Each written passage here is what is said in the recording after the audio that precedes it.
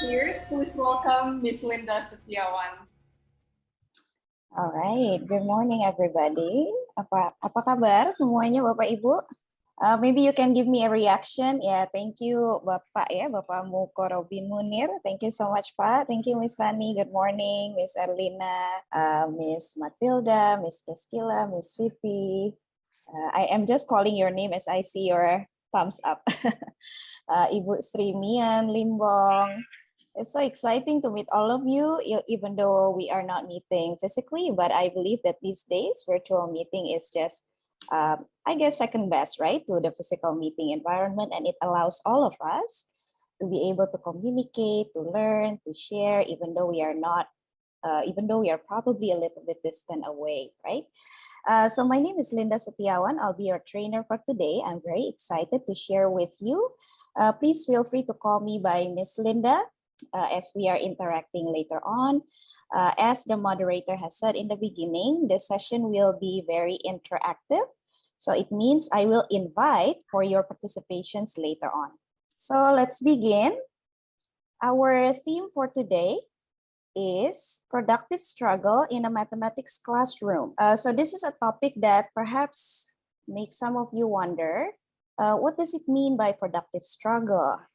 Is this really worth it in my class? How can I facilitate productive struggle in my class? And so on. So I hope that's something that will continue to unfold and become very clear to you as we are discussing about this topic this morning. There will be two objectives at the end of the session.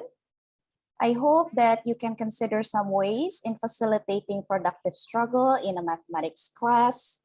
And I hope you will also obtain some teaching ideas about multiplication and factors.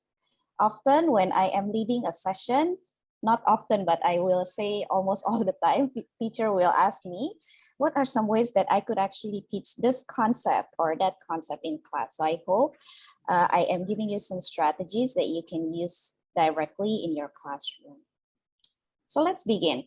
In part one, our discussion will be focusing on this topic of multiplication with two-digit numbers. May I know how many of you are teaching grade 4?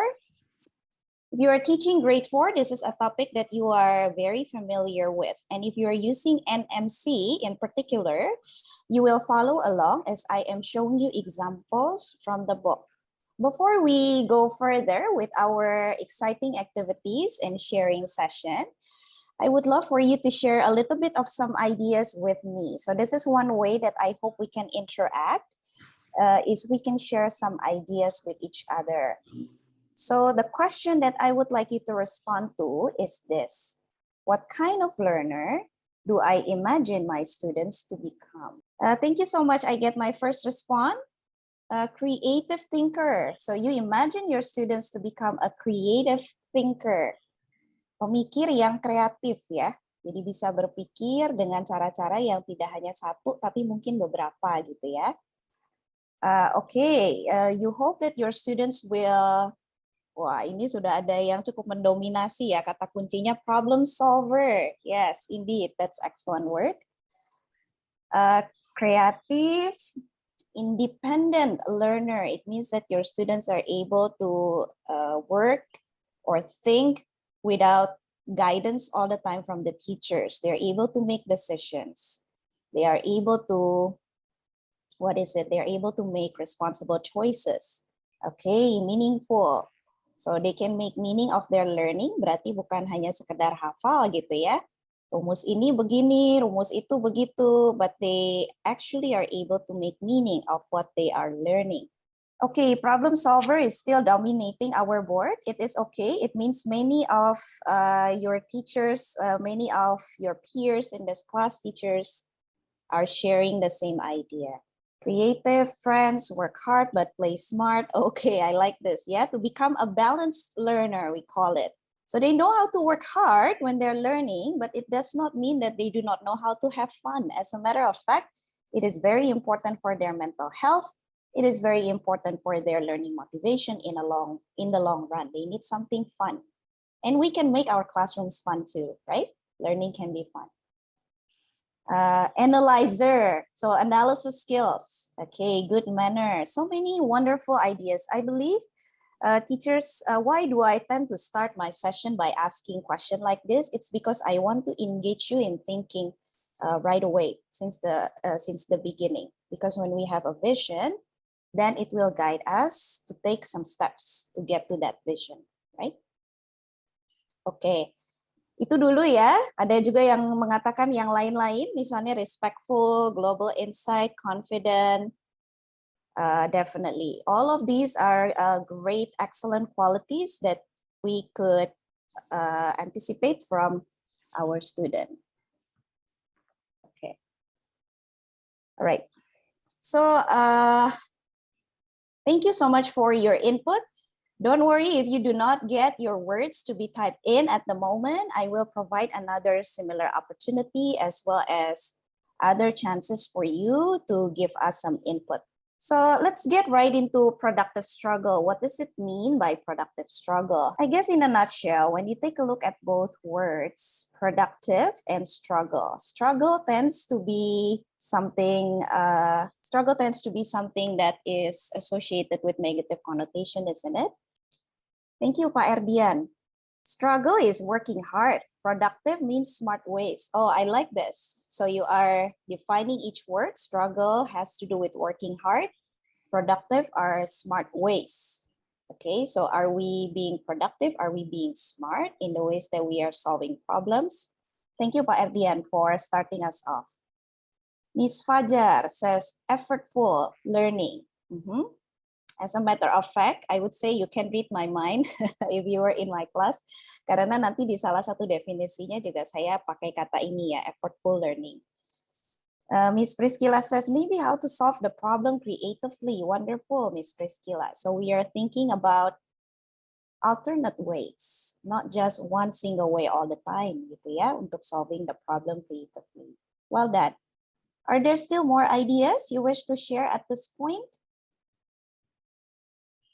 Okay, thank you for the 3 ideas. If you think you would like to add to your to the chat box, you may do so as I am sharing. So in this moment, I guess 3 of your friends have already given us what they think this. What do you think this productive struggle means? So it is indeed, I think one of you did mention about effortful learning. It is the process of effortful learning that develops grit and creative problem solving. So productive struggle is the process of effortful learning. It is a learning that's not just repeating what the teacher is saying. It is not simply sitting there and listen. It is not simply sitting there and passively receiving anything that the teacher is throwing at you. It is effortful learning. Baru-baru ini saya pimpin satu sesi begitu Bapak Ibu ya, sesi training guru. And in this session, I think one of the feedback that the participant gave us is, this learning is really effortful. I have to continue to think and respond to your questions, begitu ya. Nah, jadi kira-kira memang kalau productive struggle, we want to present or facilitate a learning that will make our students put forth a little bit more effort. Kenapa more effort? Supaya mereka bisa develop grit and creativity. Grit itu kurang lebih mirip seperti ketekunan gitu ya. So when a learner has a grit, they do not give up easily. Kalau diberikan satu tugas, satu permasalahan, nih kalau di kelas matematika seringkali kita dengar input dari guru-guru, what problem to miss? Usually what problem makes our students give up quite easily. Or difficult concepts such as fraction make our students feel that they want to give up easily. Nah, dengan productive struggle, actually we are hoping students can develop grit and creative problem solving. We may also think about productive struggle as a state of engagement that enables students to work through increasingly challenging problems and new problems that they have never seen before. Nah, di sini kata kuncinya state of engagement. We want students to stay engaged with our lesson. Engage means that they are involved, they are thinking, perhaps they're also asking good questions, they are collaborating, whatever that may look like in your classrooms, but they stay engaged. Nah, mungkin kontrasnya dari staying engaged ini adalah they are losing focus, they're missing out, jadi nggak peduli, unmotivated. Nah itu kalau udah disengage begitu ya. But we want them to remain engaged. And that's also a part of what productive struggle means. They stay engaged, even though it's difficult, but they continue. They continue on because they know there's something rewarding at the end of the struggle. The third definition, I borrow it from NCTM. This is NCTM stands for National Council of Teacher of Mathematics. And often they also write things related to mathematics teaching. So struggle is an opportunity to delve more deeply into understanding the mathematical structures instead of simply seeking correct solutions. So it means delve more deeply, itu berarti menggali lebih dalam gitu ya, supaya paham kaitan-kaitan antara struktur matematis, which I hope you will also see and appreciate through the context of discussion that we will do this morning. Jadi bukan sekedar cari jawaban akhirnya, yang penting betul gitu intinya ya. But what is your thinking behind that answer? How did you get to your answer? Are you sure that that is the correct answer? How do you know it is the correct answer? Now, those are the kind of questions that will allow students to understand more deeply about the mathematics that they are doing. So those are ways that we could try to look at productive struggle. So basically it is effortful, but it is rewarding. Jadi simpelnya sulit, mungkin sedikit sulit gitu ya prosesnya, tapi ada hasilnya yang bisa kita lihat. Dan student juga lihat, itu yang penting. So basically, let me leave you with this, with some images, how to also take a look at productive struggle. Basically, is when we allow students to think independently, creatively. So we allow them to think, basically. Ini gambar seperti ini kan biasanya mewakili seorang yang lagi berpikir ya. Are we allowing students to think in our classrooms or not? Nah, kita bisa tanya diri kita gitu ya, selama ini praktek-praktek kita giving students those opportunities or not? Are we allowing students to collaborate with their peers? Are we allowing students to discuss and share ideas with their friends? Nah, kadang saya dapat pertanyaan, Miss, kalau online begini gimana begitu ya? How do we give students opportunity to collaborate? Well, one of the practices I have done myself in my classes is making use of breakout rooms. Mungkin salah satu boleh sharing dengan kita, kira-kira benefitnya dari breakout room seperti apa ya? Would anyone of you like to share? I can start sharing. Usually the way I conducted breakout rooms is I basically divide the students or the teachers in my class into several groups. And then in those groups, they are able to share ideas a little bit more, I guess a little bit more freely. Kadang kalau di kelompok besar, even adults can feel a little bit hesitant ya.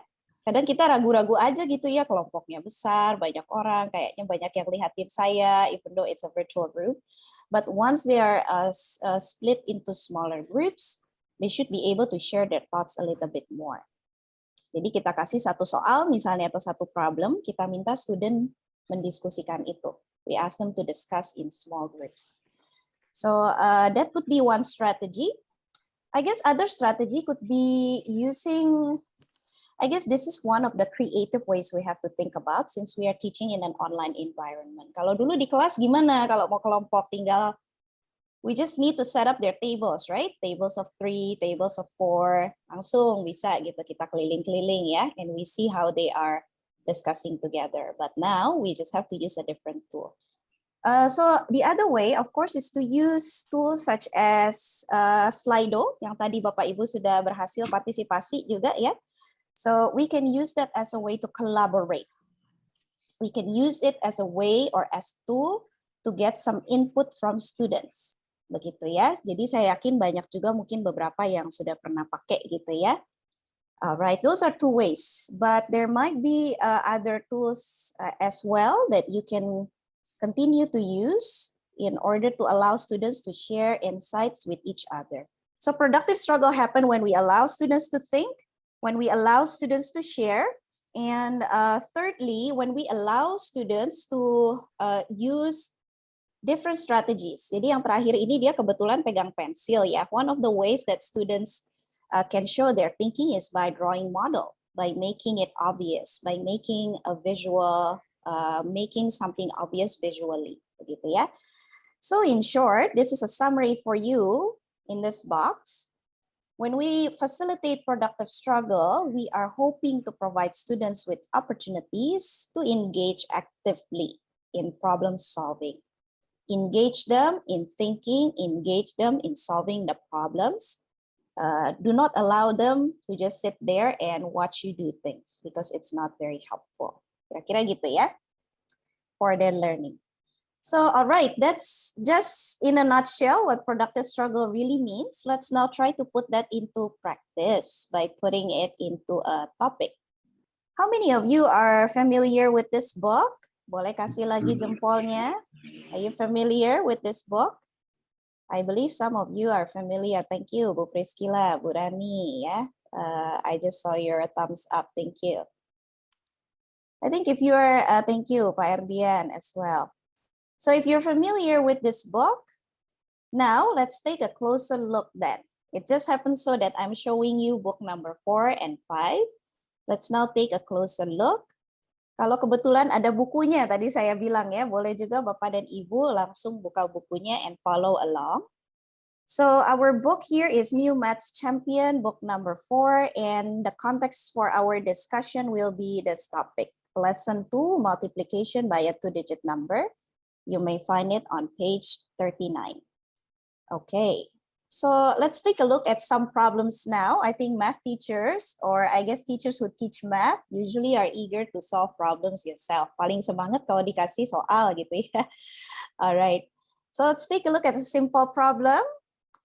The problem is about apples. And again, this is taken from page 39. So you will, if you are opening the book at the moment, on that page, you will find the same exact problem written there. Kartini packed 4 bags of apples. Simple thing, right? Kartini packed 4 bags of apples. Each bag contained 10 apples. How many apples did Kartini pack altogether? Of course, if I were to be in a classroom with students, with year 4 students, I can ask a few preliminary questions. So preliminary itu maksudnya di awal, untuk mengawali diskusi saya bisa tanya dulu to check whether they understand everything here in the problem. For example, how many bags of apples did Kartini pack? How many apples are there in each bag? Do you like apples? Gitu ya. Jadi sekali-kali boleh juga tuh kita tanya sesuatu yang bisa relate kepada pengalaman siswa. Have you packed apples in bags before? Misalnya gitu ya. Jadi supaya kita cek dulu siswa itu paham nggak permasalahan di sini. How many apples did Kartini pack together? Let me show you what our friend here is thinking. Perhaps this is Kartini, perhaps this is someone else. There is a girl thinking through the problem. And she's thinking, okay, 110 equals to 10. So 10 is 110. Therefore, it must be 40 because it's 4 tens. Now, this is also a tool that you can perhaps use more effectively in the box. Jadi di buku NMC itu kan ada ya kartun atau icon seperti ini. Usually, they are telling you a little bit of a hint into the ways that students are thinking through problems or questions that they may have. Jadi ini sebenarnya alat bantu Bapak Ibu. Selain ilustrasi ya, kadang kita bicara dengan guru-guru, we are happy to use this book because of the illustrations. They are very creative, very colorful. Tapi sebenarnya fungsi lainnya adalah ini alat bantuan sebenarnya Bapak Ibu for teachers to think about the way their students might approach the problem. Jadi lain kali kalau kebetulan Bapak Ibu rencanakan lesson berikutnya, silakan dilihat ya dari ilustrasi ini. Bisa membantu gitu untuk perencanaan pembelajaran Bapak Ibu di kelas. So my question for you, what is the girl's strategy and what concept is she applying? It seems that she's thinking, so she's struggling, right, to solve the problem. How am I supposed to solve this question? And then she came up with this strategy. All right. Would anyone like to answer my question here? My question is simple. What's the strategy and what concept that she is applying at the moment? What is the girl's strategy and what concept is she applying? Kalau ya silakan Bu Rani, go ahead. Maybe okay, the first strategy that I can use, maybe I will draw picture of the 4 packs of apples, and then next I'm going to put the 10 apple in each pack. So yeah, maybe because in 4th grade some students maybe they get confused about multiplication, right? So to gain their understanding, I will use a draw model, okay, from the picture of the 4 bag of 4 bags, and then I will put 10 apples in each bag. And then I will ask the student to use skip counting. I will ask them to count how many apple in each bag or in each group. And then after that, we can put the multiplication concept to answer this question. So I will ask them to see how many group or how many bag, and then we can use multiplications by times how many apple in each bag. So yeah, so it should be 4 times 10, and we get the answer is 40. Maybe that's the first. Thank you so much, Miss Rani, for sharing your experience. Is that it? Yeah, okay. Thank you so much, Miss Rani. I love a few ideas that you mentioned. I think if I understand you correctly, your strategy, if you were to teach this question in your class, is to model it. Digambarkan kira-kira seperti apa ya. So I will draw tadi ya. And then how many groups do I have? 4 groups. How many apples in each group? 10 apples. And she added also that she can invite her students to count how many apples are there altogether. And then adding repetitively for 4 times. Jadi coba ditambahkan dulu kan, karena ada 4 grup masing-masing 10, then you add by 10. 10 and 10 and 10 and 10 becomes 40. And lastly, you also mentioned something that it is indeed could be quite difficult for students, for some students to conclude this is a multiplication problem. Maybe they do not automatically get that and they will need those extra steps. Wonderful. Thank you for sharing your experience, Ms. Rani, with us. Now let's get back to this question. Would anyone like to take a look at this girl's answer in particular? What kind of concept is she using here? Cara dia berpikir sedikit berbeda ya sepertinya ya. She has a different way of thinking through the problem. What is she thinking? What kind of concept is this? Yang saya berikan lingkaran itu ya, konsep apa tuh sebetulnya? Are you familiar with the concept of place value? Nilai tempat? Nah, familiar ya. So 110, jadi kalau seandainya, nah kebetulan saya bawa alat peraganya. I'm sure if I'm showing this, maybe many of you are more familiar with this concept. Let me put a spotlight on myself. Okay. So I'm holding in my hand a cube, right? This is a train of cube. You probably have a smaller version of this, but basically this is a train of cubes.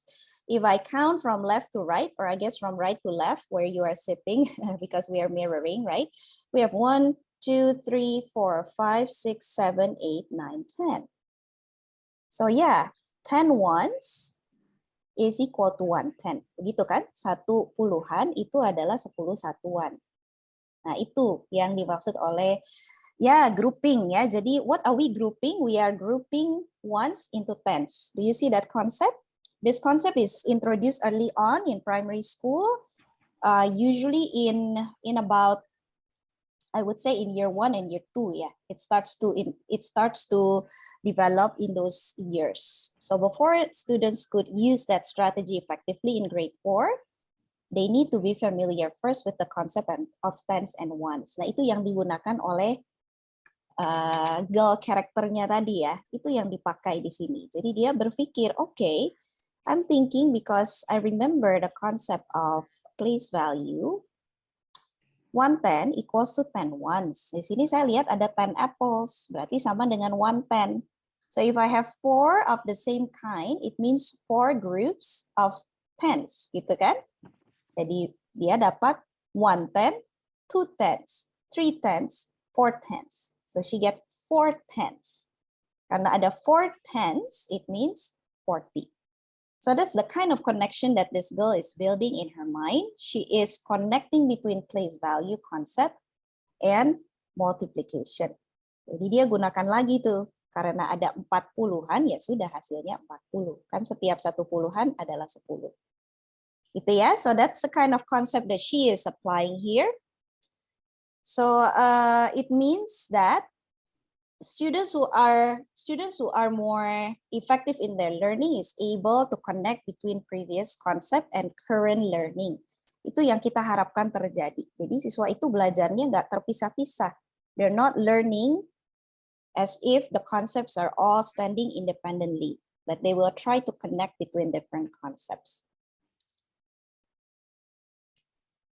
All right, here's another case. I think you will be able to anticipate more because this is similar to the previous problem. Rafael bought 3 trays of eggs.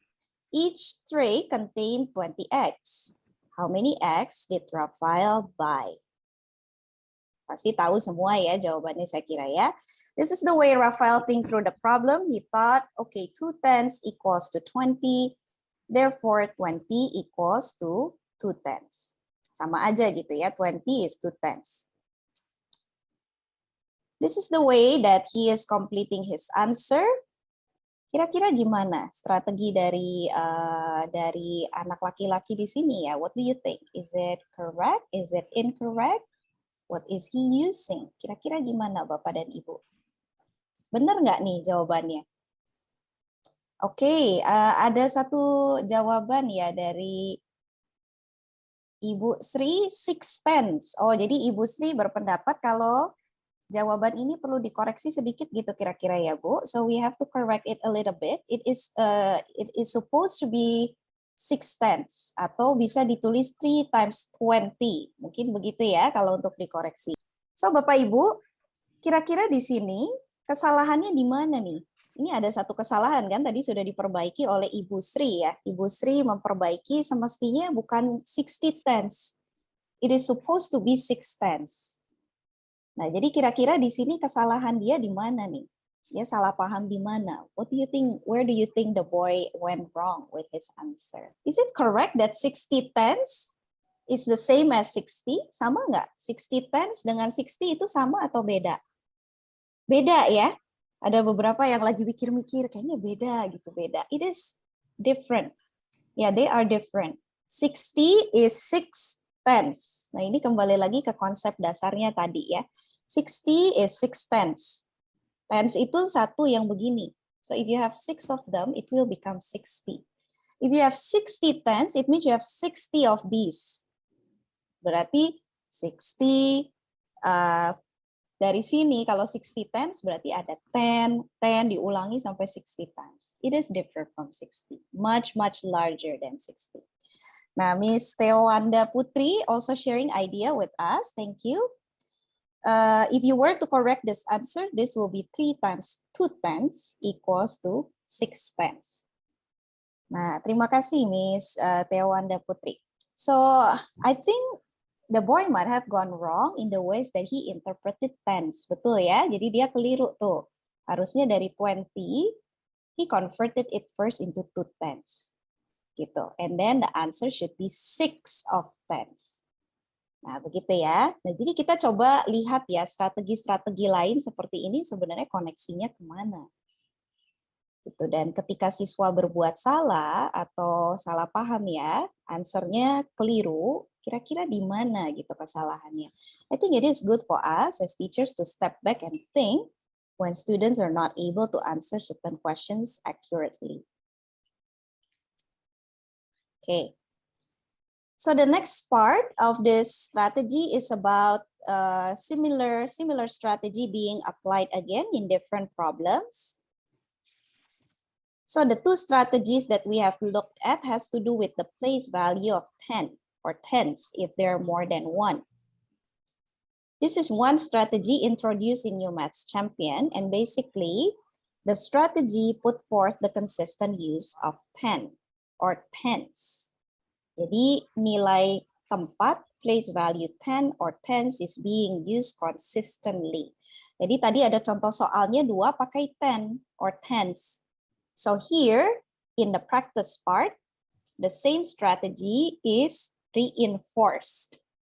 Jadi karena tadi strateginya juga pakai puluhan, maka di latihannya juga pakai puluhan. Maka konsisten. I think as teachers, we can appreciate this kind of feature, right? Because it allows us to communicate our message in a consistent manner. Jadi tadi kan belajar ini, sekarang coba kamu terapkan. Berarti how many tense are there? Itu kira-kira pertanyaannya. How many tense are there altogether? Jadi dikalikan dengan menggunakan place value-nya, pakai tense. We may also introduce ten as a noun, kata benda ya. Jadi anggapannya begini. Misalnya kita punya 14 times 10. This is actually the same as 14 times 110, betul? 14 puluhan kan? Jadi sama seperti kalau kita punya 14 grup, masing-masing grup isinya adalah satu kelereng misalnya. Jadi ada dimasukin gitu ya di dalam kotak dan lain sebagainya. Hasilnya ya 14 kelereng karena ada 14 grup. So 14 times 110 equals 14 tenths. Nah, itu maksudnya. So you consider the 10 as if it was a noun. Lastly, of course, I've been putting a highlight on this one. We are connecting this concept to place value. And it is good when we are making such connection, so the learning become more meaningful. Tadi di awal ada yang menyebut ya, ingin siswa itu bisa punya pemahaman, meaning, make meaning. This is how students can make meaning, when we are allowing them, exposing them to strategies that allow them to connect between concepts. Jadi ternyata place value itu bukan cuma urusan di kelas 2, maksudnya gitu ya.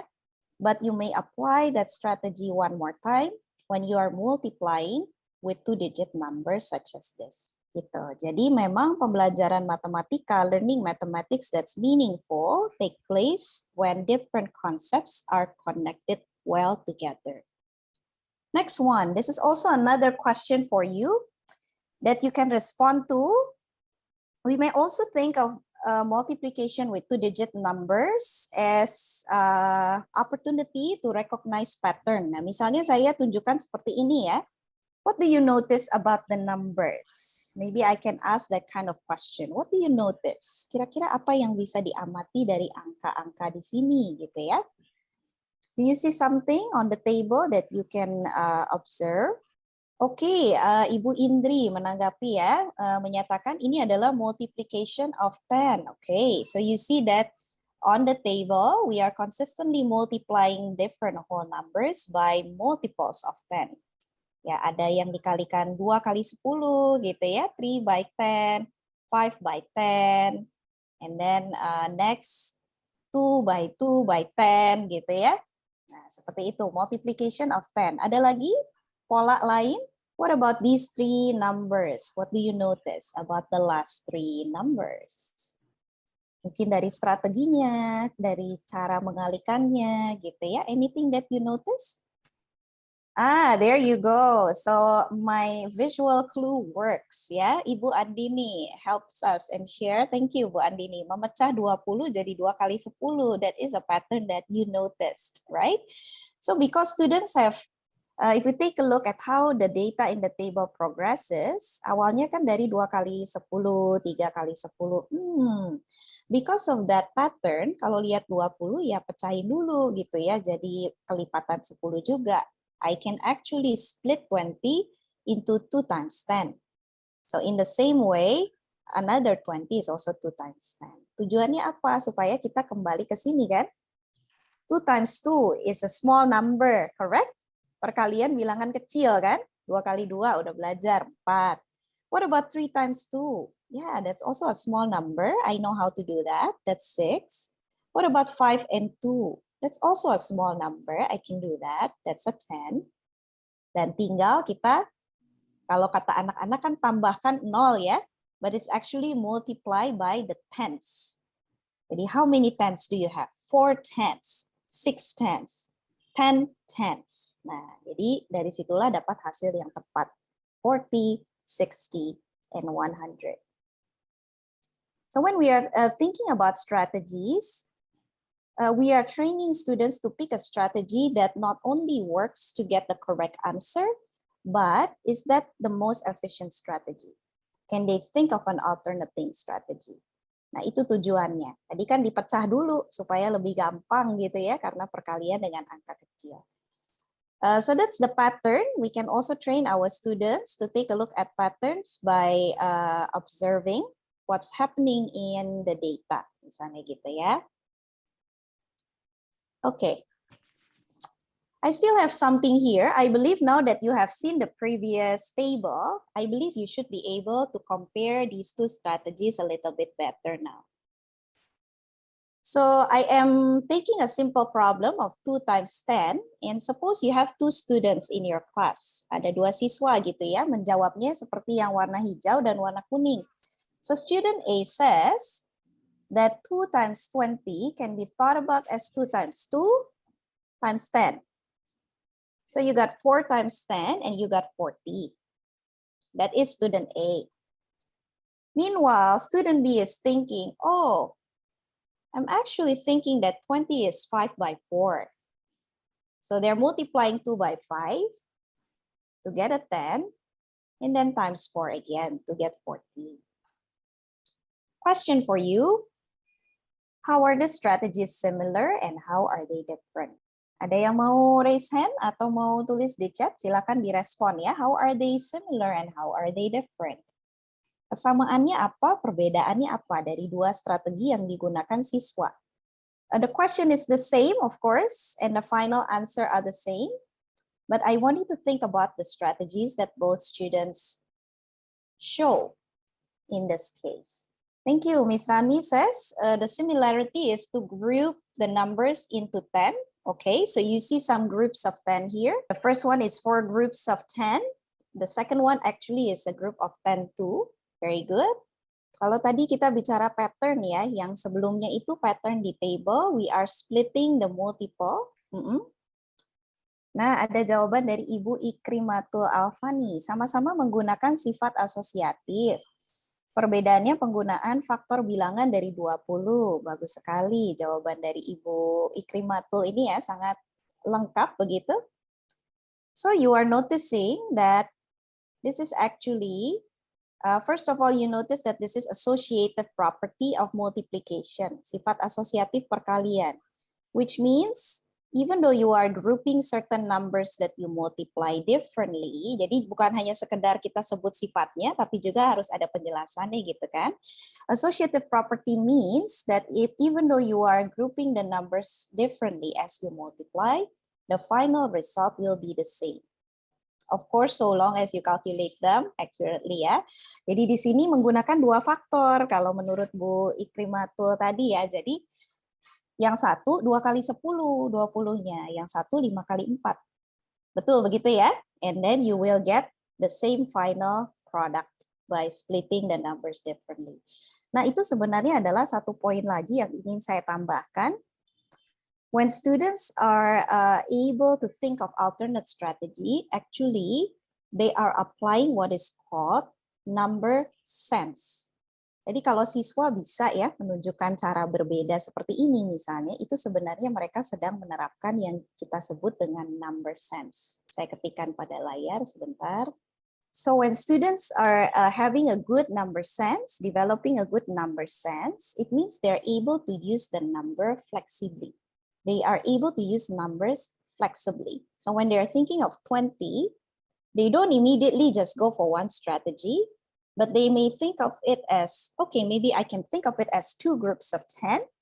Maybe I can think of it as 5 groups of 4 or 4 groups of 5 for that matter. Okay, so they're able to think of numbers not in a rigid manner, but flexibly.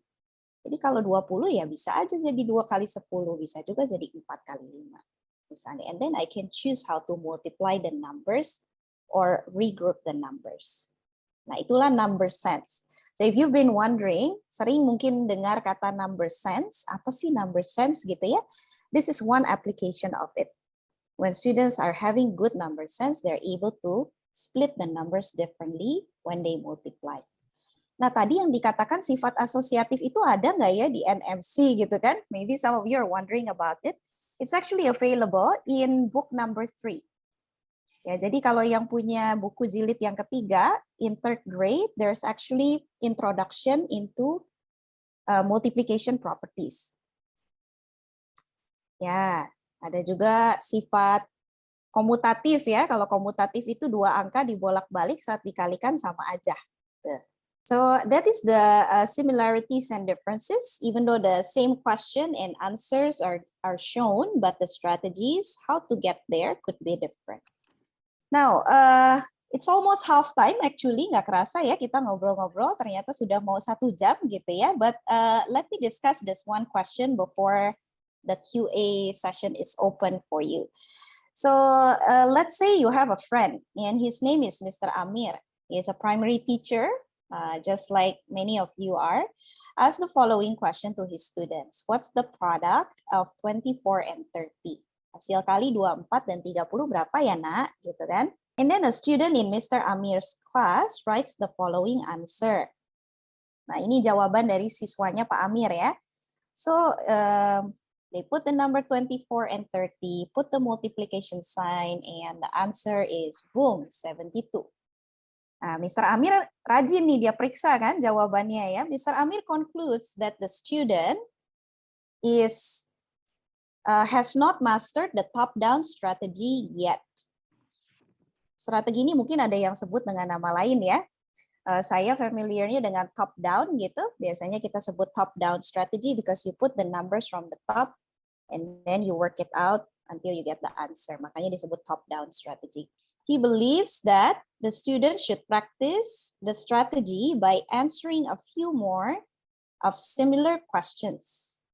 Jadi menurut Mr. Amir, karena siswanya belum menguasai kan, they have not yet mastered the strategy, then the student should answer a few more of similar questions. Jadi kasih lagi nih beberapa soal yang tipenya sama, supaya menguasai.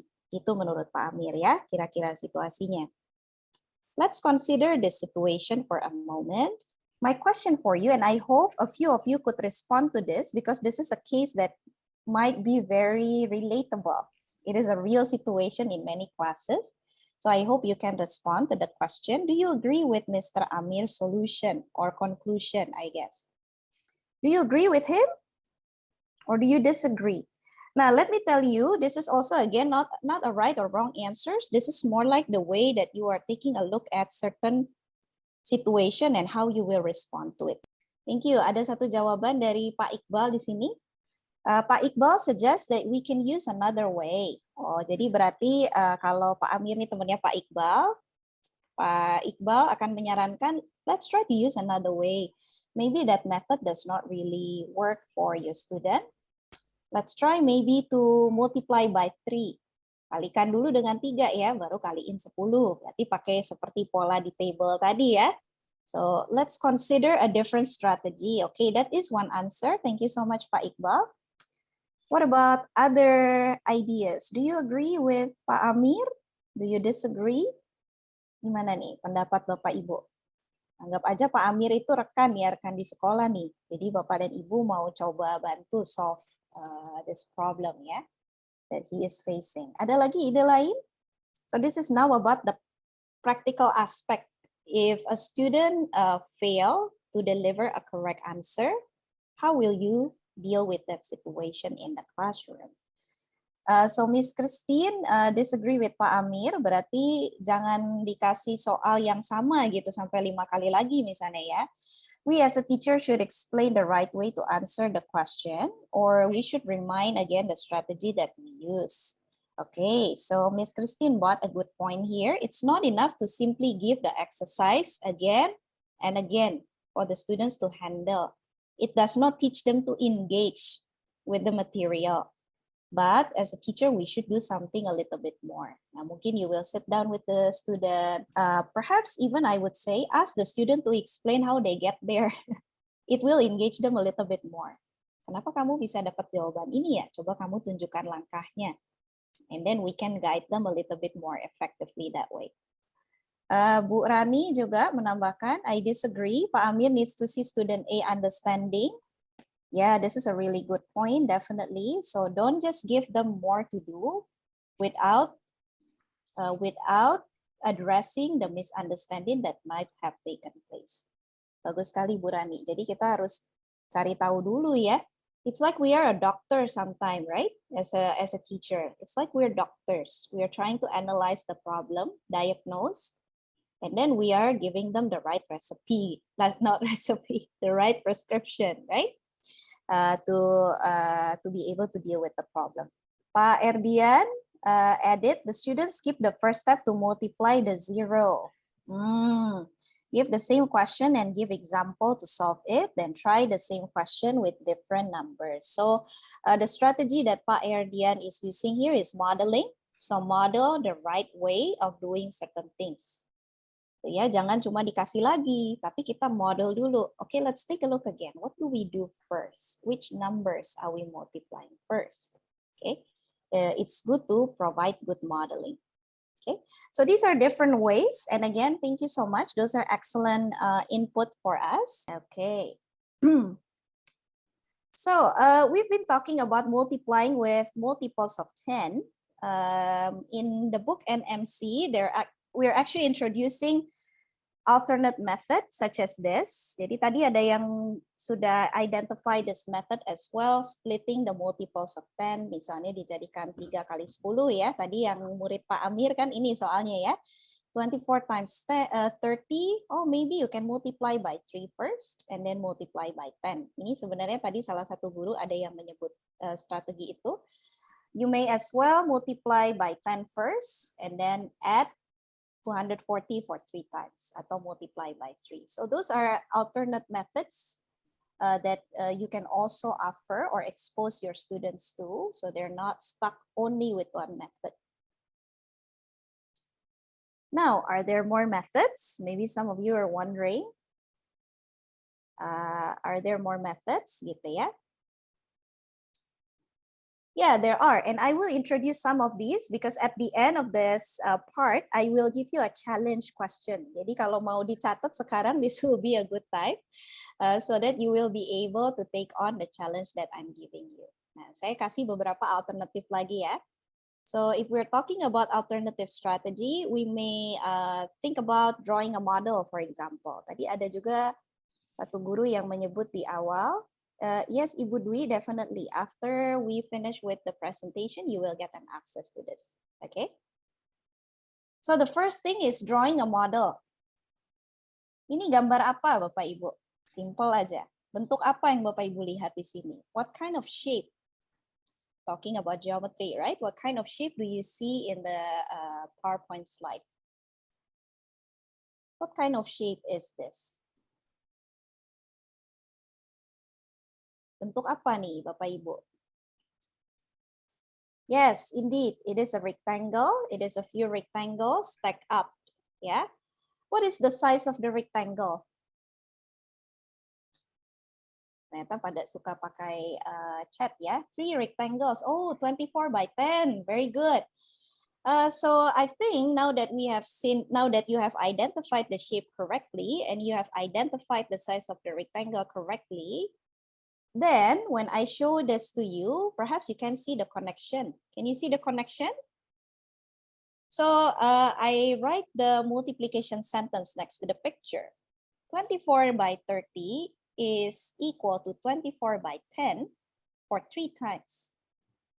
And each of the rectangle, the area is 240. And then if you have 3 of them, you get 720. Do you see the connection? Lihat ya, ada hubungannya dari model to the math sentence. So this is meant to help students visualize. Tadi di awal ada satu guru yang sudah membagi pengalaman ya, sharing experience. Drawing a model can be a powerful tool in a classroom.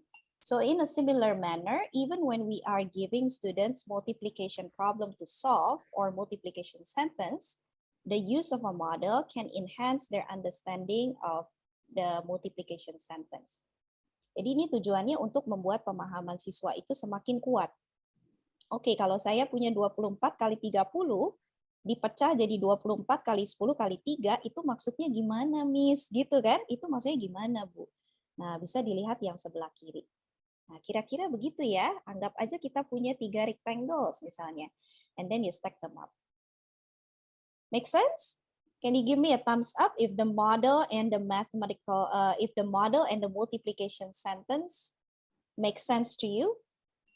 Bisa dipahami nggak dari modelnya? Thank you, Miss Christine. Lihat ya, ada hubungannya ya. Jadi modelnya itu bukan sekedar kita, ya udah yang penting ada gambar karena lebih menarik. That's not the purpose of the model, but it clarifies the sentence that we use. Nah, itu satu strategi ya. Jadi Bapak Ibu boleh coba tuh sekali-kali.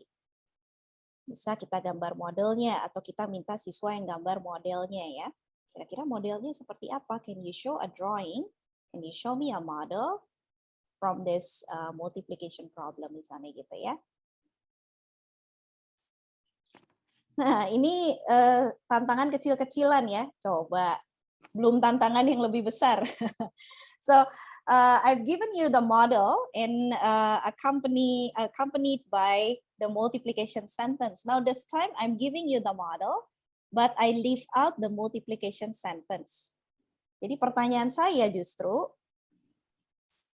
can you tell us what will be the multiplication sentence for this model? Nah, kira-kira kalau modelnya gini, gambarnya gini, seperti yang di sebelah kiri, what will be the multiplication sentence for that model? Kira-kira gimana ya? Nah, boleh diketikkan di chat. Kalau ini saya kira lebih baik diketik di chat ya, so that we can all read your sentence. So in English or in Bahasa Indonesia, we learn how to write sentences by using words. In mathematics, we write multiplication sentence and other arithmetic sentences, I guess, using numbers and operation signs.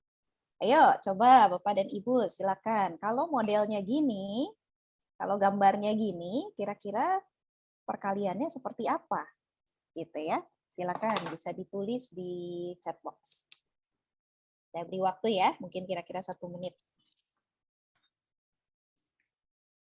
Alright. Ada beberapa respon sepertinya. Still waiting, so we can get some input from all of you.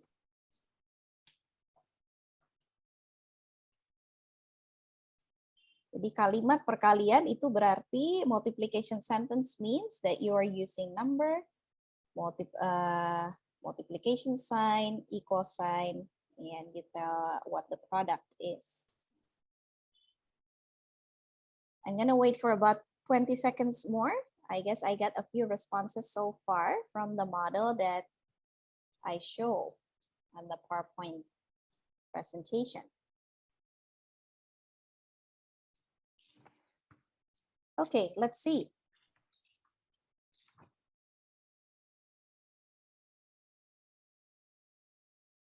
Yeah, let me also read what Pak Erdian wrote here.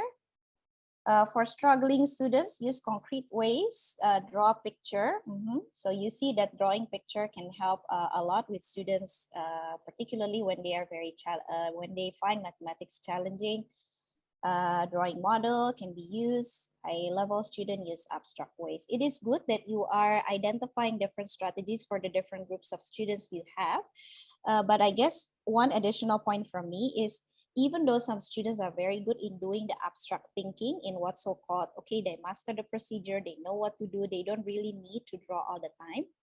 I would say every now and then you can still challenge them or encourage them to actually show you what it looks like, because it is part of communicating the understanding in math.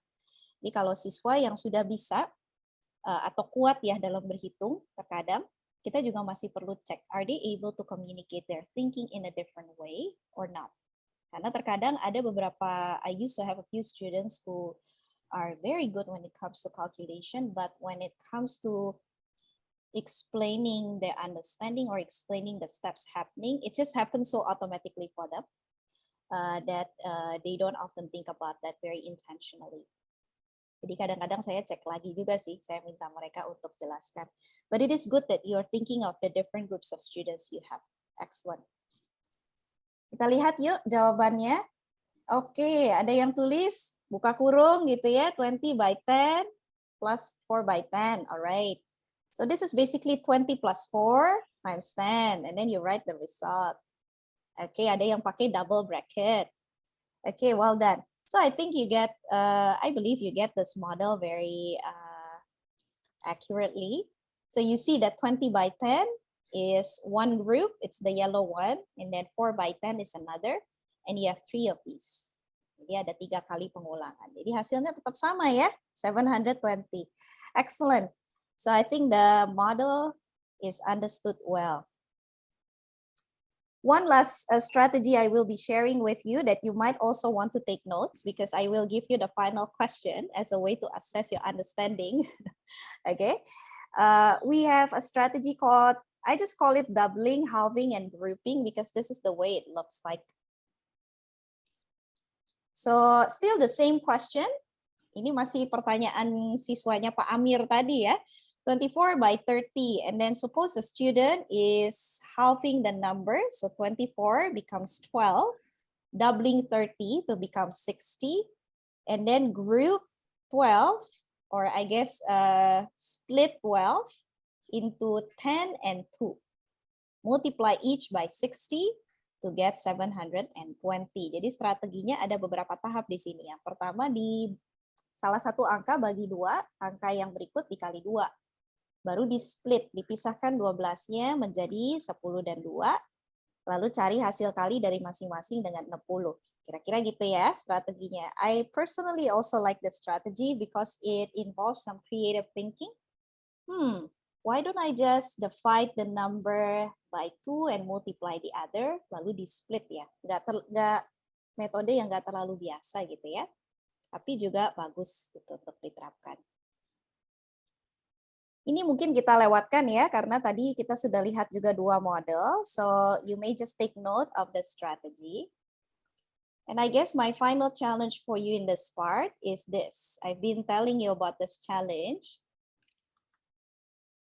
Can you find the product of these numbers by using 2 methods? Nah, jadi ini soal buat Bapak Ibu, saya kasih waktu dulu ya.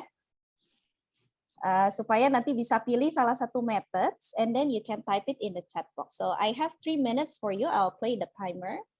Whenever you think you are ready for your answer, you may type it in the chat box. Nah, boleh coba pakai metode pilihan sendiri ya. So I have shown you a few alternative methods. Choose one that you would like to use for this problem. 41 times 50. Oke, silakan ya. Saya beri waktu dulu.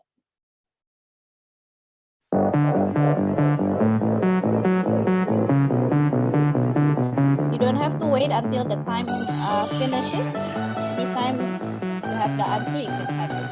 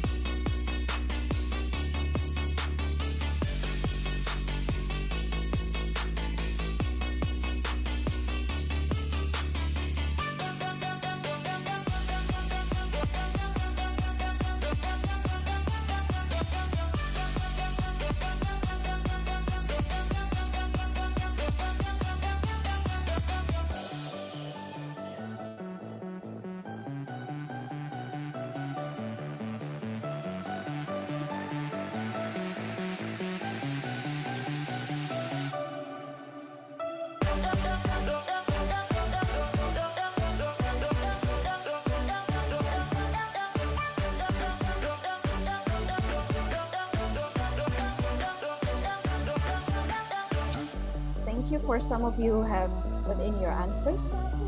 We still have about 45 seconds left.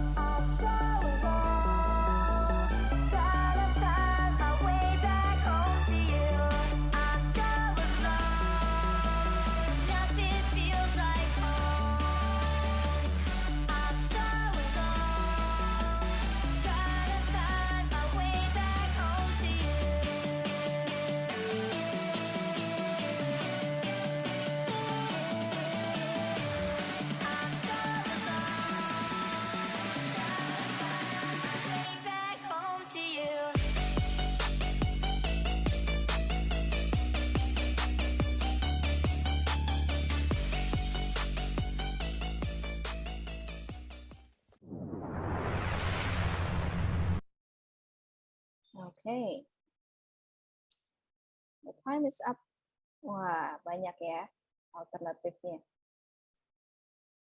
Okay, some ideas here. Okay, banyak ide yang beda-beda ya. So you are splitting the numbers. Some of you are splitting into 10 and 5, 5 and 10. Some of you are splitting 40 into 40 and 1. Dan masing-masing kalikan 50 gitu ya. One of you is using tens. So 41 by 5 tens equals 205 tens. Oke, kenapa kalau dipecah 40 and 1 lebih gampang ya? Karena 40 and 50 is quite easy for you to multiply. Okay. Some strategies are similar. Oh, okay. Ada yang dipecah juga jadi 20 ya. Kalau 20 harus 2 kali ya. 20 by 10. 20 by 50. Oh, 20 by 100. Okay, this is smart. So thinking about 20 by 100 because it's 20 by 50, another 20 by 50. Jadi 20 by 50 by 2 ya, 20 by 100. Good. Miss Beatrix ada 3 strategi ya di sini ya. Okay, comparing 3 strategies. All right, so some of you are using the number hundreds as well because I guess because hundreds could be treated as multiples of tens, so that make it easier. So the whole point of this activity is really to give you a chance to try different strategies, different methods, and see which one works. Yeah, in a classroom, you might want to also check for your students' understanding, for your students' mastery of certain concept by giving them a chance, giving them a question, okay, that will allow them to display what they have understood.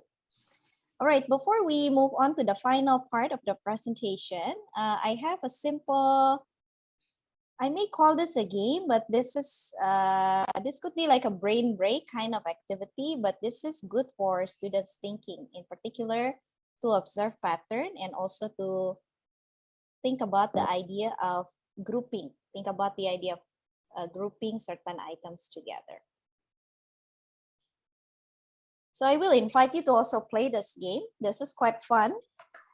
The original name of the activity is called Which One Does Not Belong? And this could be used as an in-between activity, like what I'm doing right now. This can also be used at the beginning of the lesson or maybe after break time to bring your students to focus again, etc. Okay, the game is quite simple. All you need to do is look at the 4 icons on the left. So you have seen that there are 4 icons available. And then the rule is simple. 3 of the 4 icons belong to a group, while 1 does not. Jadi ada 3 nih yang sekelompok, tapi yang 1 enggak, gitu ya. So you will decide on 1 icon that does not belong to the group. Decide on 1 icon that does not belong to the group. Nah, ini terserah mau yang mana yang tidak termasuk kelompok gitu ya. It is up to you to create the group. Remember that group members should have something in common. So if you decide to group certain icons together, they should have something in common. Jadi harus ada kemiripannya. Kenapa yang 3 ini bisa satu kelompok, yang 1 enggak gitu misalnya ya. So this is A, Let me just name each of the icons so it will be easier for you later on to participate. So I will call the next one B. I will call the bottom left one as C. And I will also call the final one, the bottom right one as D. So I've got 4 icons, A, B, C, and D. Maybe you can choose one that does not belong to the group. I guess you can just use the chat box. It might be easier. As I have anticipated, usually there will be answers, multiple answers to this. It's really not limited to 1 or 2 answers. It depends on the way you take a look at the icons and how you group them. It's good for pattern identification as well. It's good for students to analyze what's the same, what's different, compare. Nah, saya masih tunggu sebentar ya. Kemudian nanti saya coba lihat jawaban-jawaban yang masuk. Alright. It's interesting, isn't it? If you take a look at your friends' answers in this class, people seem to have different ideas and thoughts. Why certain things should belong to the same group, why certain things are not part of a group. Okay, a couple of answers here. Icon A, because the shape is different with the others. Yeah, if you think of the other shapes as circle, this is one shape that's different. It's a star shape. Okay, C. Some people find A does not belong to the group. Yeah, okay. The icon, okay. Jadi ada beberapa yang sama ya menjawab A. Ada yang jawab by the color. C does not include in the group. Okay. C mungkin beda ya. D because of the color. Ya, yang lain kuning, yang D biru sendiri gitu ya. So if you group them based on the color, then D will not belong to the group. Ada yang jawab C because others have no eyelashes. Yeah, the other icons do not have eyelashes. Only icon C has eyelashes. Okay, by the color, D. Oh, okay, this is interesting. C does not belong to the group because there is no thumb. Okay, interesting. A, B, and D all have thumbs up. C does not have a thumb up. Oke, ada yang jawab karena ada eyelashesnya mungkin ya. Jadi presumably it's a woman, no thumbs up. Okay. By hand sign, C is not the same, etc. Yeah, by the color or by the shape. Okay, so you can use this kind of activity to stimulate your students' thinking in terms of how do they group things together. Jadi ini membutuhkan juga proses berpikir tertentu ya, sebetulnya bagus sekali. And if you are interested to develop this kind of activity, all you need is just 4 items or 4 numbers, 4 shapes, 4 pictures. And the difficult part of preparing the activity is to make sure that whatever you prepare for them, there is room for multiple choices. Jadi kalaupun ada siswa yang pilih A bisa gitu kan, pilih D bisa gitu. Alright. Ada lagi nih jawaban masuk. C does not show teeth. Betul ya. A, B, and D all are happy icons begitu ya. They are showing teeth. Okay, let me clear my board. Thank you for your participation. Seru ya Bapak Ibu ya, mengamati gambar gitu ya, and see the pattern that emerge from those icons. Alright. Masih ada? Oh, ada yang sangat teliti di sini. Ada yang mengamati color of the eyes. Yeah, the color of the eyes for the B icon is green. The other ones are blue eyes. Okay. So here, this is also another writing activity, but instead of giving you the time to write, I guess I will just show you the 2 problems, the 2 possible problems, and then you can give your response based on the problems I have prepared.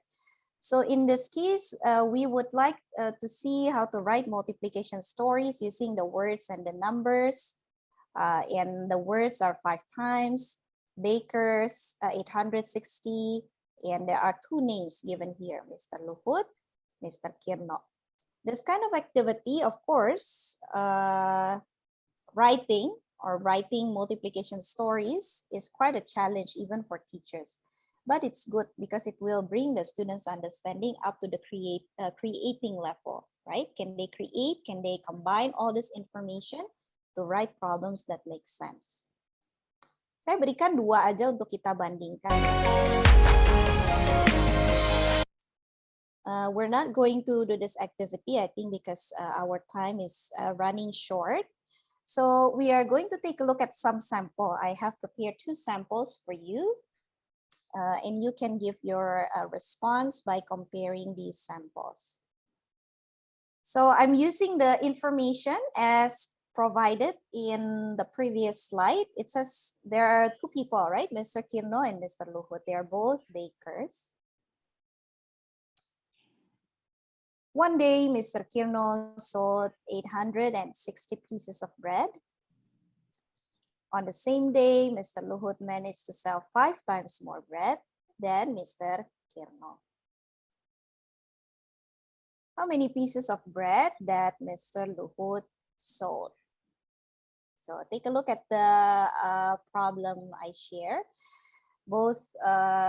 They're both bakers. One of them sold 860 and the other person sell 5 times more than the other baker. How many pieces of bread that Mr. Luhut sold? What do you think to solve this question? What kind of operation is used? If you want to find out how many pieces of bread that Mr. Luhut sold, what will you do? Operasinya apa di sini? Silakan boleh diketik ya. Nanti kita bandingkan dengan satu lagi. So in order to find the number of bread that Mr. Luhut sold, what will you do?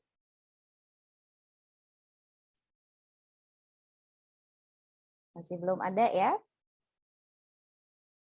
Oh, masih ada yang jawab yang tadi ya, malah yang game tadi. Let's compare, okay? So compare with the second one. Oh, ada satu tadi. Dikalikan ya. Thank you, Bu Mareta. So you will multiply the amount by 5 in order to get how many pieces of bread that Mr. Luhut sells or sold, I guess. Now let's take a look at this question. Oh, thank you so much. A few of you are also sharing your thoughts on the previous one. What about this one? Still about the 2 bakers, Mr. Kirno and Mr. Luhut. One day, Mr. Kirno sold 860 pieces of bread. So I think up to that point, the question remains unchanged, or I guess the stories are similar. This is 5 times as many as the amount of bread sold by Mr. Luhut. How many pieces of bread that Mr. Luhut sold? Nah, Bu Rina sudah memberikan pendapat di sini ya. 860 divided by 5. So that equals 172. So I guess you have found the main difference between the 2 problems is the kind of operation that needs to be used to answer the question accurately. So if you were to do this activity in the class, these are some suggestions for you. What kind of questions that you can ask the students as a follow-up after they write the problem. Perhaps if you are the one who will provide the 2 problems, you can ask them what's similar about the 2-story problems. Kira-kira kesamaannya apa? Seperti tadi di aktivitas di awal juga saya tanya ya, what's similar about the 2 strategies? So ask the students to compare the 2-story problems and find the similarities. You may also ask your students what's different about the 2-story problem. Yang beda apanya? Gitu ya. And the third one, how does this activity promote productive struggle? Sepertinya tadi saya sudah sempat singgung sedikit ya, writing a problem is quite a challenge even for teachers.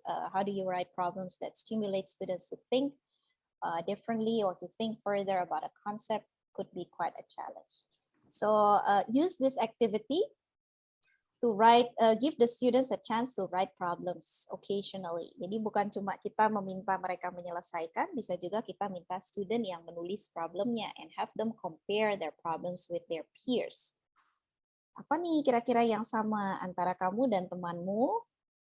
Sama nggak? Beda nggak cara penyelesaiannya? Apalagi yang sama? Apalagi yang berbeda? Kira-kira begitu ya.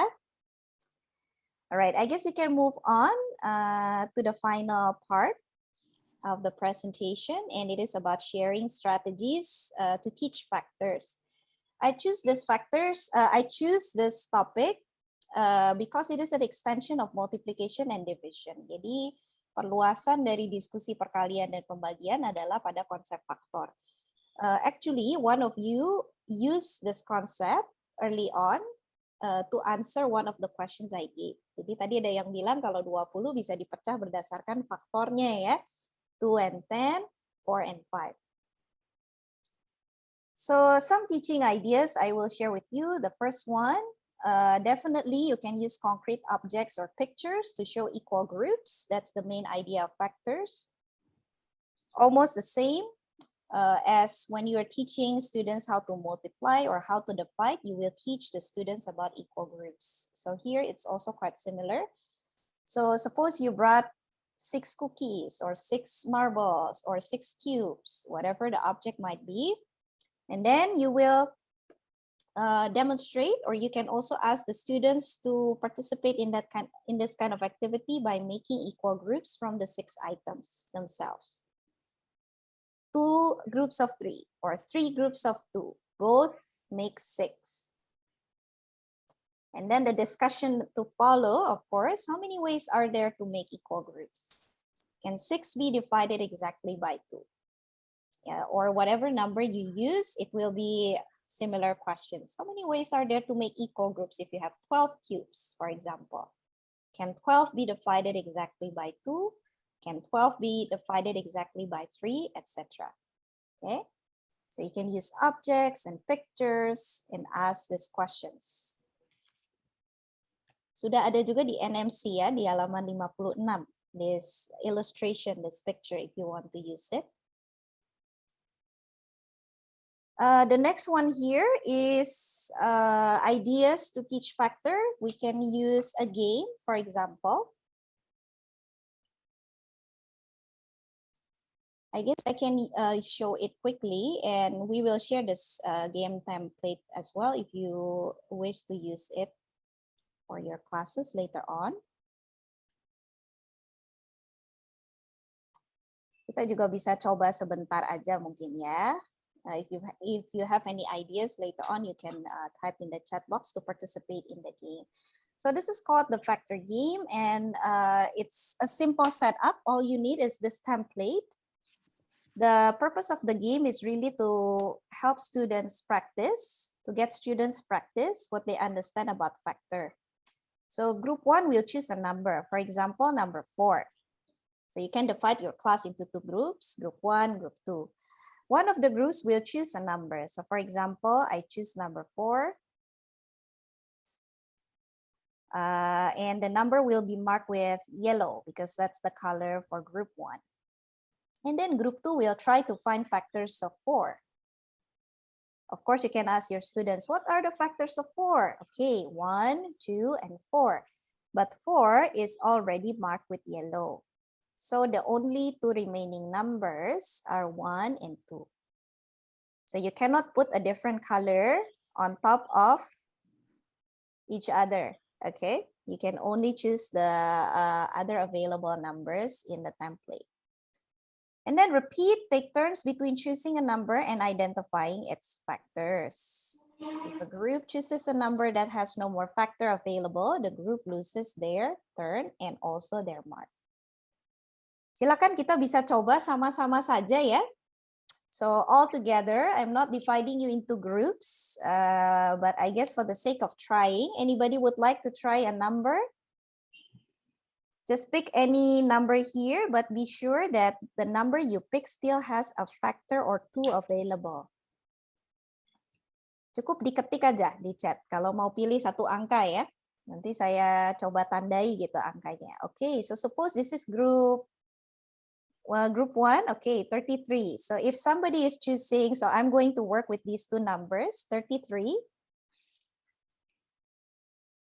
Jadi saya masukkan dulu, ini sekarang grup 2 dulu ya. What are the factors of 33? Misalnya gitu ya. Ada yang mau membantu identify what are the factors of 33 that are still available on the board? Yes, 3 and 11. Very good. Thank you, Pak Iqbal. So I will add a 3 and 11. And let's work with 16 now. Tadi ada juga yang suggest 16, Miss. Okay. What about factors of 16? Are there still available numbers on the board to choose? 4, 2, and 8. 4 and 2 are already marked previously, so I will mark 8. Okay, that's the only remaining factors of 16 available on the board. So thank you so much. So suppose we come to the conclusion of the game, what do? Basically, you will try to accumulate the scores obtained by each group based on their color, right? So group 1 will obtain 3 and 4 and 8 and 11 and 16. 3, 4, 8, 11, and 16. And you'll try to find the sum of all of that. This is going to give you 42. Meanwhile, group 2 is getting 1 and 2 and 33. So they're getting 36. So in this case, at this point of the game, we will conclude that group 1 is the winner.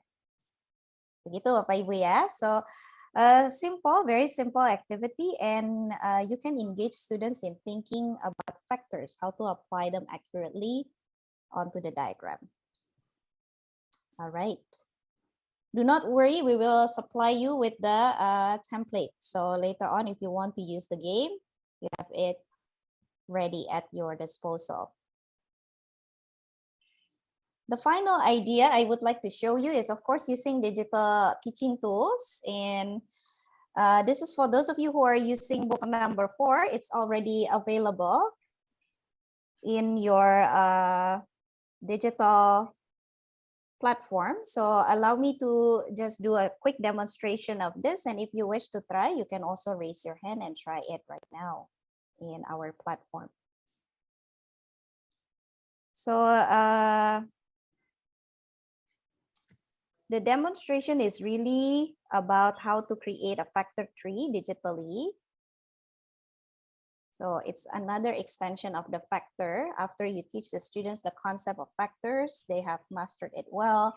The next step from there is really to find common factors and then to write numbers as prime factorization. Jadi pohon faktor gitu ya, kita perlu gunakan juga prinsip kelipatan di sini. So for instance, the way it works, by the way, this is from page 69. The way it works is you will be provided with, let's say, two numbers here, 98 and 28. And then from each number, you will build factor 3. Pohon faktor ya, sudah kenal dengan pohon faktor. So for instance, if I have 28, perhaps I can start with 2 and 14. At the moment, there are 2 green balls on the screen. And then I'll click outside of, I'll click on the board area. So you have 2 and 14. And one of the circle turns red. So it means that is the clue. The number is a prime number. Jadi kalau saya bilang kepada siswa saya itu, you can reap the fruit now because it turns red already. Meanwhile, 14 is still yellow, so it means it is a clue for you to continue building the factor tree. So 14, I can think of 2 and 7 as a pair of number that gives that product. Okay, and then I will get 2 and 2 and 7. So as you can see, automatically it will be displayed here, 2 and 2 and 7. That is one number, but the other number here, 98, is not yet done. So we have to repeat the same process, basically. From 98, we have to build the factor tree. Ada yang mau sumbang ide? If I have 98, what number would you like to start? What is a pair of number that gives a product of 98? Kira-kira berapa ya? We might have different starting point, by the way. I believe last week I did this activity and one teacher is asking what if a student have a different starting point, and that's completely okay. Kalau 98 kita mau mulai dengan berapa ya? 98. Sure, we can start with 2 again. Thank you, Pak Iwan. So we can start with 2 and 49. So 2 is a prime number. 49 is not a prime number. So we can continue on. Maybe somebody remember something about 49. What number should we choose then to fill out the circle? Yeah, it is actually 7 square, isn't it? So I got 7, another 7. Yeah, and that is correct. So now that we have obtained the factors of 98 and the factors of 28, all that is left to find is the highest common factor, which of course is the product of the repeated prime numbers. So 2 and 7.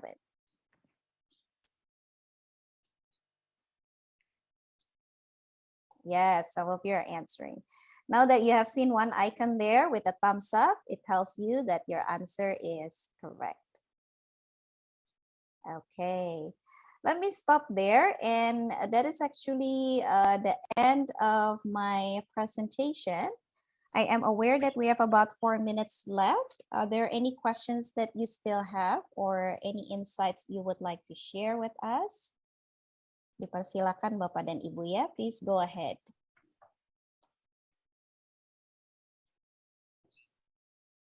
Kalau mau gunakan chat box boleh, nanti saya baca terlebih dahulu and then I will respond to your questions. If you wish to share some insights, masukan apa mungkin yang sudah didapat dari sesi ini juga dipersilakan Bapak dan Ibu ya.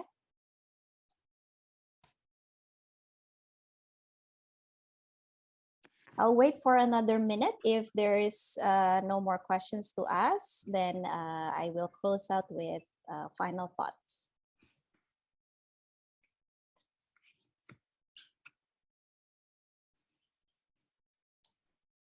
Baik, mungkin sambil menunggu ya, sambil menunggu deh. Saya dahulukan dulu penutupnya, Meita. Nanti kalau ada bisa kita ambil setelah ini ya. Oke. Alright, so in this session, I have shown you some samples. Yang ini tidak kita lakukan sekarang ya, nanti Bapak Ibu bisa lihat di materi yang kita bagikan. So I think at the beginning we have talked about productive struggle, what it might mean, how can we promote or facilitate opportunities in class that as students struggle, the struggle are not wasted, but instead they are productive. So I guess as a closure, I want to share just pictures with you. I think I also used the name of this place in our game. This is a beautiful place called Labuan Bajo, and I think it relates with our topic today about productive struggle. I guess my main point is really a reward awaits those who do not give up through struggles. I think my own experience is I have actually visited Labuan Bajo. I was privileged to go there, and one of the activities that remain memorable for me is when I had to hike up the mountain at 5 a.m. in the morning to catch the sunset. And after that activity, my feet were all sore. The struggle was real, okay? But I guess when I was able to see the sunrise and see the stunning view from the top of the hill, it was great. The reward was great. Okay, so I hope as you are guiding your students to think deeply about mathematics concepts, it could be quite challenging, but I hope you will find it rewarding and your students will find it rewarding also. All right, let me check the chat box for one last time. Oke, masih ada yang menjawab yang tadi ternyata. Saya kira ada question. Apakah ada yang menanyakan lewat private chat, Meita, atau tidak ada? Unfortunately, there's no one asking. Oke. Yeah. Alright, so that's fine. Apakah masih ada yang mau share experience atau insight? Maybe some insight or your experience, or maybe some methods that you want to share, teaching method. Alright. Silakan Pak Erdian ya. Di sini ada Pak Erdian Resen. Oke, halo Pak Erdian. Dari tadi sudah aktif juga menjawab ya Pak. Silakan diaktifkan dulu mikrofonnya Pak Erdian. Yes, now I can hear you. Oke, halo. Okay. Miss Linda, hello Yeah. everybody. Hello. Allow me to ask something to Miss Linda. In my class, there are 24 students, right? And usually they, I teach in 5th graders. So usually they learn with their moms or dad at home. And then when they come to school, when I want to start to math lessons, they already have their own strategy to solve the question that I give, right? So my question is, how about if you deal with 24 students with 24 strategy, different strategy, and then is there any idea how to solve these problems? I mean, to make all of them use the same strategy or whatever to teach them with a different kind of strategy, but the result is same. Okay, thank you, Pak Erdin. Yeah, thank you, Miss Linda. Yeah, you're welcome. Thank you for your question. I think it is a very real experience. Sometimes when I am, as you said, having 24 students, and perhaps even some of them are going to a tutorial center. Sometimes they learn quick ways to solve this problem. And they are being impatient when we are teaching them the process of thinking through certain strategies, such as what we did today. So how to deal with the situation. I guess, first of all, if I were to be the teacher, alternative strategies, I think it's important for students to know that their values and thoughts are welcome. So I think it is better if you open the chance for your students to display their thought rather than only, I would say, like only putting an emphasis on one method all the time, because that will stop them from being creative. So I guess you already know about that, and that's why you are welcoming their inputs if they have strategies. But I guess what could be the problem is sometimes, I guess if I were to see another part of the problem is sometimes we are under time pressure, correct? So when we are under time pressure and we are welcoming 24 strategies, that doesn't seem feasible. So what could we do in terms of managing this situation is, I guess instead of having 24 strategies all presented in one session, maybe that's when the collaboration or the grouping comes in. Jadi Pak Erdian, you can put your students in different groups. So if you have 24, I think it's a good number. You can put them in 6 groups of 4. And then in those groups, you can tell them, you can show 2 methods in each group. Okay, and as they're showing the method in the group, then you can monitor how the discussion goes. And maybe when it comes to the whole class discussion, instead of having all 6 groups, if the time pressure comes in, then you can simply say, okay, for today, I want to hear from group 1, 3, and 5. Okay, so those are the different strategies that in terms of managing, so that it's not over, the class is not overwhelmed looking at 10 different methods in one sitting, but they still get a chance to share that with their friends, to share that even with a big group. And thirdly, they learn how to communicate their thoughts. And that is really good for mathematics learning as well. Thank you, Pak Ardian. That's an excellent question. Thank you, Meta. I think because of the time at the moment. Oh, sudah ada yang raise hand justru. Okay, sorry. Yes, go ahead then. I did not see the signal before. Miss Vertika, boleh Miss, silakan. All right. Thank you for the chance that given to me from Miss Linda and also moderator. All right. I think I will share some simple problem that I already found in my classroom as a math teacher. I want to ask about how to overcome the most common problem and face some struggling learners. Okay, during learning mathematics, I found some problems actually. Yeah. For example, it's really hard for me to face struggling to the learners that different. That hard to understand the grouping, Miss Linda.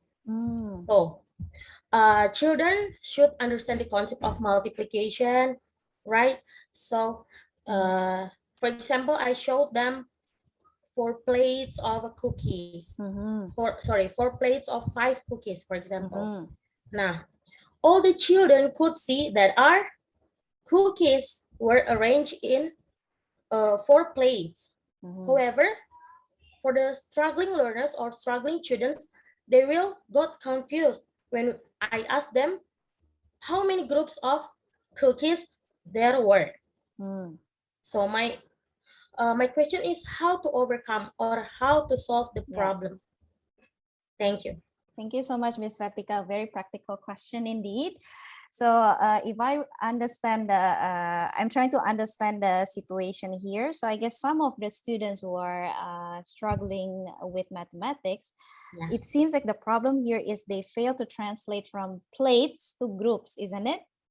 So when it comes to the plates, they can see it. Okay, I see that there are 1, 2, 3, 4 plates. But then you ask them to identify how many groups are there. Berapa groups ya?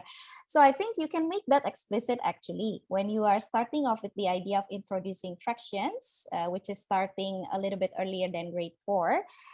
You can say, today, Miss Vertica has 4 plates. Each of these plates is a group. How many groups do you see? Jadi justru dari situ dulu. So how many groups are there? 4 groups, okay. If I take away 1 plate, how many groups are there now? Jadi mereka dibiasakan dulu to understand the idea of groups. And then you can even bring in a different, I guess you can bring in a different material to as a comparison. So except from the plates, maybe now you can bring boxes. Now I have 3 boxes with me. How many groups do you think I have? Oh, 3 groups. Jadi mereka terbiasa with the idea that if you bring a container, if you bring a plate, whatever items that you bring, as long as you will fill those items or fill those items with the same number of items, each of those container are the groups. Each of the container is the group. Does that make sense? So I would make it explicit because that is at the very start of the teaching and learning about multiplication. Thank you, Ms. Vertica. Excellent idea of bringing in manipulatives, real concrete objects. That's helping. That's helpful for your learners. Well done. Sudah ya? I think that's all. Okay. Thank you. Yeah, thank you so much, teachers, for participating, responding, asking questions, and sharing your insights with us. Let me give it back to Meita. Saya pamit undur diri dulu. Terima kasih Bapak Ibu.